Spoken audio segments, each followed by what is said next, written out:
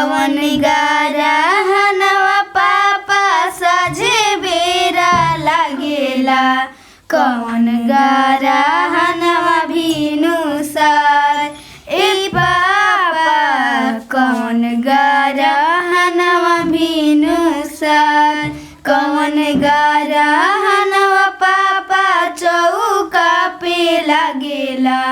कहाँ जइहे बेटी तोहार ए पापा कहाँ जइहे बेटी तोहार।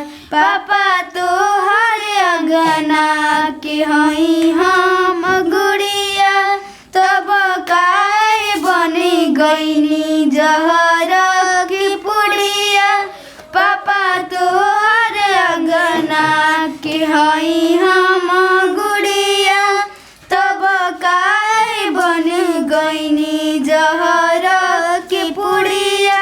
कौन कारण पापा हमारा के तेजली भेजतनी दूसरा दुआर ए पापा भेजतनी दूसरा दुआर।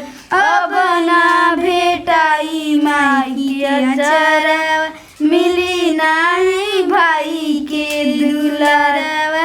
ए बेटी हमरा घरवा के हऊ मेहमान हो जाए के पड़ी छोड़ के पापा के मकान हो।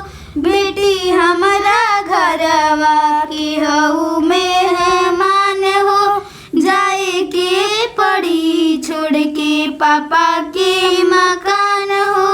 सूरज ग्रहणवा बेटी साझे बेरा लागेला। चंद्र ग्रहणवा भीनु सार ए बेटी चंद्र ग्रहणवा भीनु सार। तोहर ग्रहणवा बेटी चौका पर लागेला। भोरही तू जइबू